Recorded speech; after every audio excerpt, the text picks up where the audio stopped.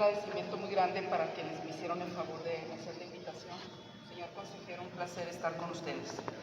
Licenciada Ivette, gracias. Quiero empezar con una breve reflexión respecto a que locura es hacer lo mismo una y otra vez esperando resultados distintos.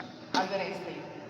Creo yo, como abogada, maestra en administración pública, ex agente de la Policía Judicial del Estado de Chihuahua, ex agente del Ministerio Público, y que me tocó ver de cerca toda la crisis que provocan las drogas y que provocan todas estas cuestiones de manera directa, sobre todo en el género femenino, puesto que me tocó investigar precisamente los crímenes de los campos algodoneros en Ciudad Juárez, y me tocó también realizar la investigación encubierto para los crímenes de las famosas muertas de Juárez allá en los años 90. Les comento que el fentanilo es un opioide sintético, como bien veces más potente que cualquiera otra de las drogas, más potente incluso que la morfina. Quiero que sepan que el fentanilo, más que un opioide, es un destructor neuronal, de tal suerte que nos quita todo lo que nos distingue, sobre todo en la psique, en nuestra mente, y nos convierte simplemente en un despojo humano. El panorama internacional actual es que en Estados Unidos, los CDC, el Centers for Disease Control and Prevention, reportan más de 548.909 muertes por sobredosis de opioides sintéticos entre 2018 y el 2023. Quiero que sepan que hay un incremento al inicio de las muertes en los Estados Unidos, cuando en el 2018 eran alrededor de 50,000. Curiosamente, del 2019, 20, 21 y 22 se incrementó hasta tener 107,000 muertos. Esta es la causa por la que desafortunadamente nos estigmatizan, maestro, nos marcan como grupos terroristas incluso, y donde se nos persigue. Pero es un hecho en las estadísticas que algo pasó en ese lapso de tiempo, que se incrementó enormemente la muerte de personas por esta causa. Les estoy hablando de Estados Unidos porque en México no se lleva una estadística real. Como bien lo acaban de decir quienes me antecedieron, no existe una política pública que marque de una manera fehaciente la estadística de lo que ocasiona y de lo que se produce a causa de esta sustancia. Déjenme les digo que la mayoría de las víctimas son entre los 16 y los 44 años. Curiosamente, en su mayoría hombres, varones. Este fenómeno lo calificaron como una epidemia nacional y se ha intensificado precisamente en Estados Unidos y Canadá la distribución de la naloxona, que por cierto, hoy por hoy, aquí en México no es como un tratamiento viable que pudieran tener acceso los centros de rehabilitación y los centros que tratan este tipo de enfermedad. Efectivamente es una enfermedad gravísima y curiosamente en Canadá, en la Columbia Británica expresamente, este fentanilo ya está declarado desde 2016 como una emergencia sanitaria. Déjenme les comento que a pesar de las restricciones que Estados Unidos ha puesto a China y a la India, al día de hoy se siguen enviando los precursores a nuestro país para la producción de esta droga tan mortal. Uno de los puntos muy importantes en la actualidad es precisamente el grado de la corrupción y del lavado de dinero y la descomposición institucional, que es lo que ha permitido que esta droga se distribuya de manera tan descarada en todos los sitios y que desgraciadamente a personas como el joven que me antecedió les sea fácil el haberla obtenido. De tal suerte que hoy por hoy se requieren políticas públicas duras en este sentido. Déjenme les digo que el Departamento del Tesoro de los Estados Unidos investigó desde el 2024 a las entidades financieras y empresas mexicanas. De todos es sabido el reciente caso que acaba de ocurrir con 3 financieras nacionales, en donde el Departamento del Tesoro está restringiendo los activos de esas financieras y está restringiendo a las instituciones financieras norteamericanas y obviamente mundiales de participar en el intercambio de transacciones de dinero. Esta investigación pone en evidencia la fragilidad institucional y el frente, que no hay un frente real hacia el narcotráfico financiero.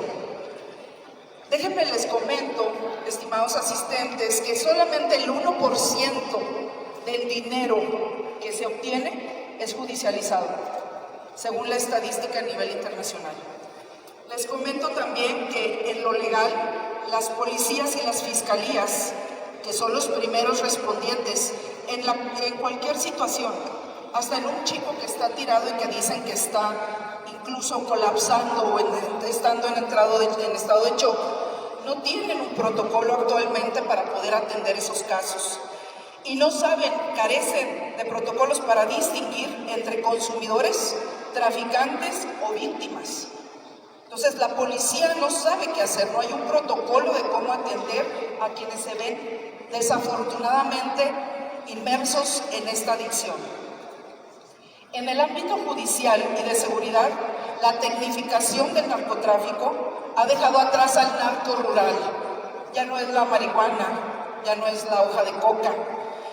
Hoy por hoy los métodos tradicionales ya pasaron a la historia. Desde lo público, la guerra contra las drogas ha demostrado ser insuficiente. La erradicación y la criminalización, han fracasado frente a un fenómeno sintético, global y digital. Es necesaria y urgente una transición hacia modelos de salud pública. Ya no es un tema de delito, es un tema social y de salud pública muy importante, en donde debe de darse acceso gratuito a la naloxona para atender los casos de urgencia graves, que habrá muchos en urgencias, en el Seguro Social, en la Cruz Roja, la gente que muere en las calles, que son realmente sobredosis y son reportados simplemente como un infarto o cualquier otra causa de muerte, pero no se le distingue ni se le etiqueta como tal. Se está negando desde el centro gubernamental esta parte. Déjenme les digo que tenemos retos muy importantes. El gran reto para las naciones, y digo las naciones porque no es un problema de Estados Unidos, no es un problema de México, es un problema global. Y esto es que no siempre las leyes se actualizan con la velocidad de la innovación química y de las necesidades de cómo va evolucionando el mundo. La colaboración internacional hoy por hoy es fragmentaria y es insuficiente. Existe falta de inversión en el tratamiento de las adicciones desde el Estado y, obviamente, en la prevención. Las soluciones y las políticas públicas que son necesarias rápidamente se las voy a enumerar.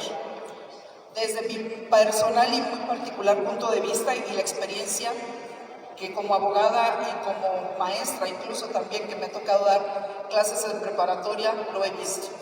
La inteligencia artificial y el análisis del Big Data es una de las herramientas clave para predecir patrones de consumo y producción.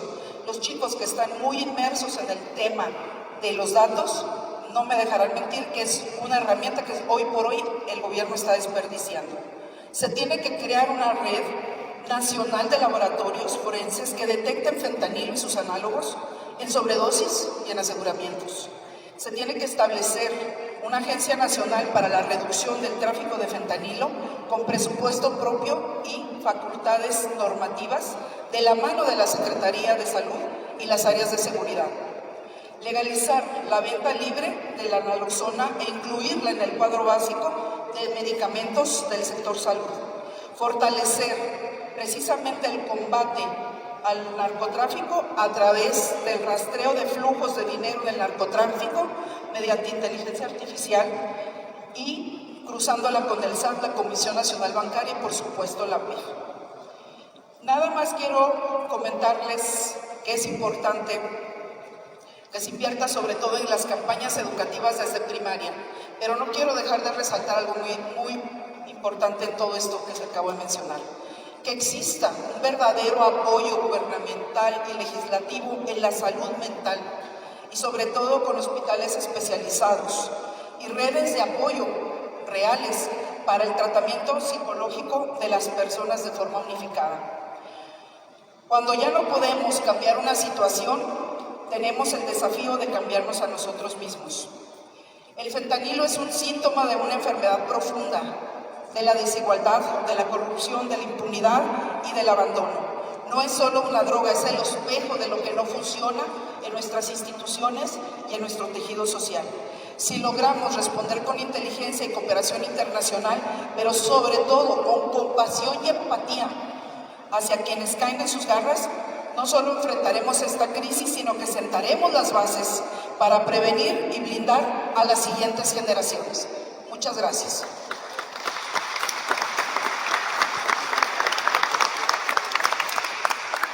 Muchísimas gracias. Damos ahora la palabra al licenciado Jorge Alfonso Torres Romero, quien nos hablará de sustancias psicoactivas y derechos humanos.